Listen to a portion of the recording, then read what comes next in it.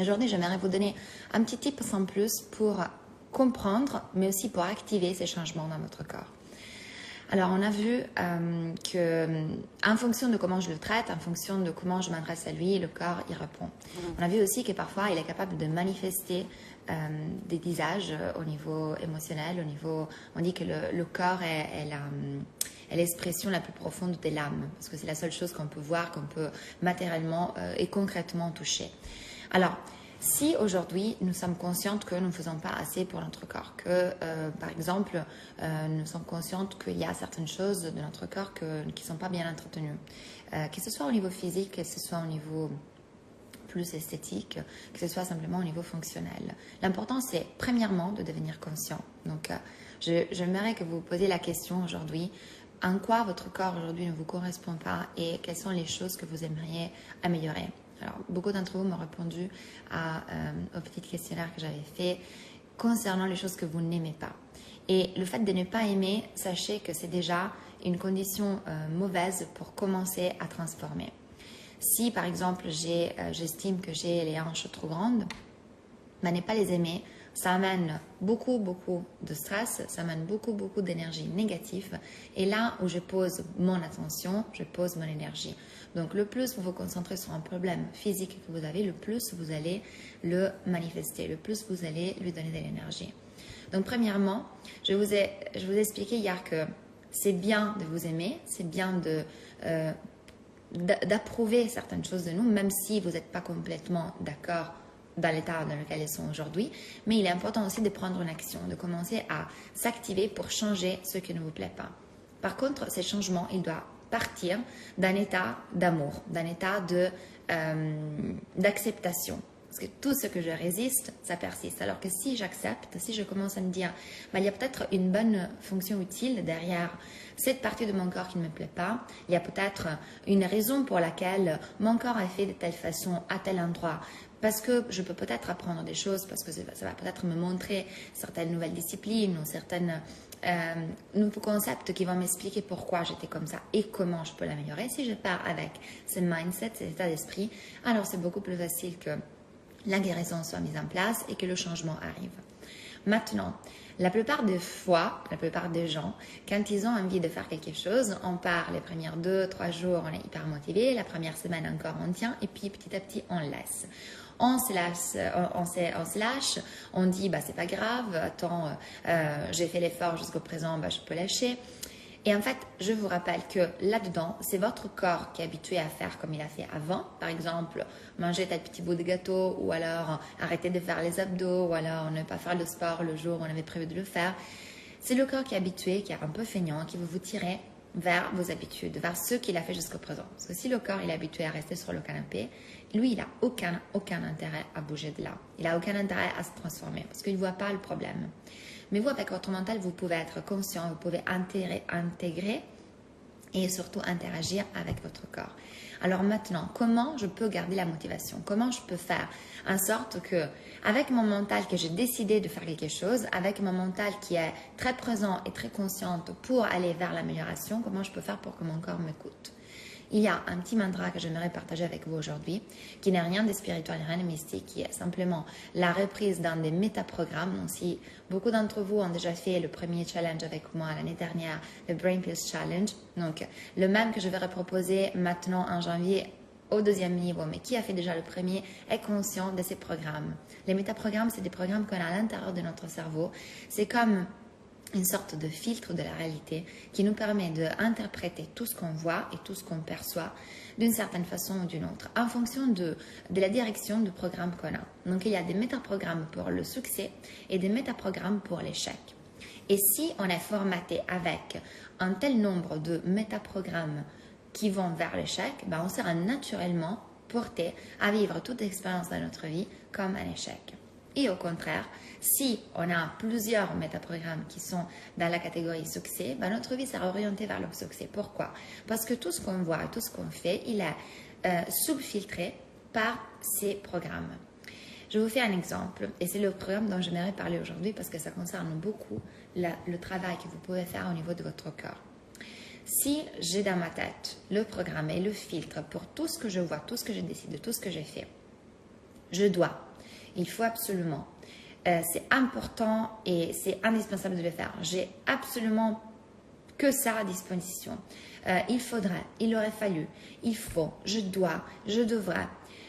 Tous ces mots que je dis à mon cerveau et tous ces programmes que j'ai intégrés, donc je vois tout comme si c'était un effort, je vois tout comme si c'était fatigant. Je m'impose des choses au long de la journée, au longueur des heures. Et donc je vis dans un stress permanent et je vis des impositions qui viennent peut-être de moi, qui ne viennent pas de l'extérieur, mais je me les suis auto-procurées. Tout ce que j'ai fait, je ne le fais pas tranquillement, je ne le fais pas à l'aisement. Donc quand je mets du stress, qu'est-ce qui se passe? Mon corps compresse. Mon corps n'est pas fluide, l'énergie ne circule pas, donc la graisse typiquement elle va pas sortir, donc la maladie elle va rester ancrée parce que je suis en compression, je suis en stress. Et tout ce que je fais, tout ce que je vois, tout ce que je vis, il est soumis à ces programmes de devoir, de obligation, de il faut absolument. Ça m'entraînera petit à petit vers l'échec. Parce que si la discipline est bonne et d'un côté on a besoin de se dire maintenant allez j'y vais, je fonce, je le fais. Hier je vous ai j'étais un peu punchy comme certains d'entre vous me l'ont dit, mais c'est très important que en tant que coach je ne sois pas là pour simplement vous caresser dans le sens du poil, mais plutôt vous activer et vous donner l'envie de faire le changement. Maintenant je vous dis aussi vous imposer au niveau de devoir, ça ne va pas marcher. Pourquoi? Parce que votre cerveau va refuser. Votre cerveau refuse les ordres, les impositions qui viennent quand il ne les comprend pas. Donc, il faut absolument que je suis un régime. Il faut absolument que je perde 3 kilos. Il faut absolument que je commence à avoir les abdos sculptés. Je ne suis pas dans une énergie fluide, je ne suis pas dans une acceptation, je ne suis pas en train de donner à mon cerveau le calme et la sérénité pour pouvoir activer les bons programmes et les bonnes actions qui vont me faire changer.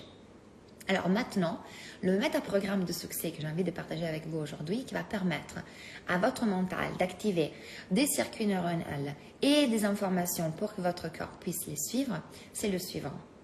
Je veux, j'ai envie, je peux.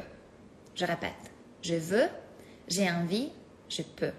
Parce que si je veux et que si je n'ai envie vraiment, et si c'est ça que je me répète à l'intérieur de ma tête tous les jours, tous les matins, bah alors je peux.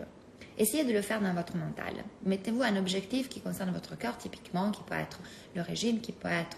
Alors, le régime, je n'aime pas, moi je ne mets jamais les gens en régime, mais qui peut être voilà, arrêter un certain aliment qui vous fait du mal, qui peut être faire un certain sport, qui peut être bouger votre corps d'une certaine façon, qui peut être aller faire de la physiothérapie, j'en sais rien. Choisissez l'objectif que jusqu'au présent, vous n'avez pas réussi à faire.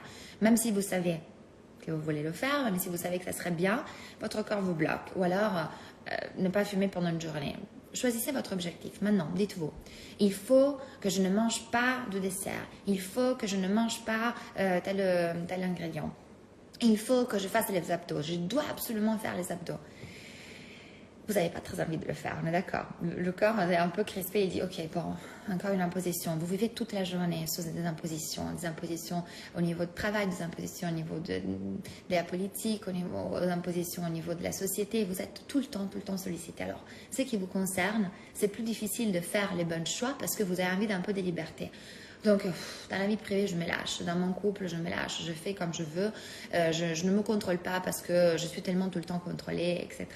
Alors que c'est votre vie privée et c'est vous-même les personnes les plus importantes avec lesquelles vous devez avoir une bonne relation. Vous devez mettre votre engagement.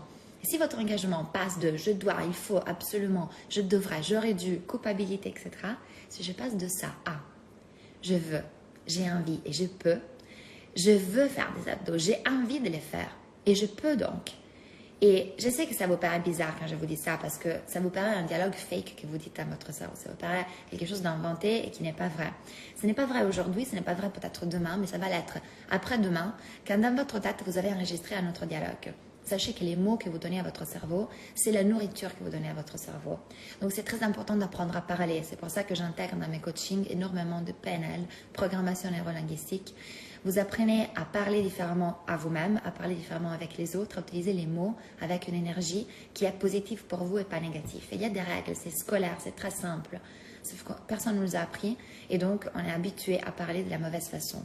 C'était comment ta soirée hier? Oh, c'était pas mal. Mais pourquoi tu ne peux pas te lever et dire « Mais c'était génial, j'ai adoré, c'était trop cool, j'ai rencontré des gens incroyables. » Et quand je dis des mots qui vont toucher mon niveau énergétique profond, bah, tout mon corps et tout mon mental et toute l'énergie que je mets dehors est différente. Donc, le dialogue que vous devez avoir aujourd'hui sur les choses avec lesquelles vous n'arrivez pas à avancer, sur les choses que vous savez que ça serait bien de faire, que vous avez envie de faire, mais quelque part votre corps vous bloque, mais quelque part votre corps vous ramène dans le passé, vous ramène dans les habitudes de passé, vous ramène dans les choix confortables qui ne vous font pas avancer. Dites-vous, je veux, j'ai envie, je peux. Aujourd'hui, je veux terminer tel travail que j'ai à l'arrière. Aujourd'hui, j'ai envie d'arranger mes habits. Aujourd'hui, j'ai envie et je veux, parce que c'est mon désir, c'est ce qui me fait plaisir. Je veux ne pas manger de chocolat. Et donc, la conséquence directe, c'est que je peux. Je veux, j'ai envie, je peux. Faites juste ensuite, vraiment, substituer. Moi, je dis toujours, tournez l'omelette. Faites la chose à l'inverse.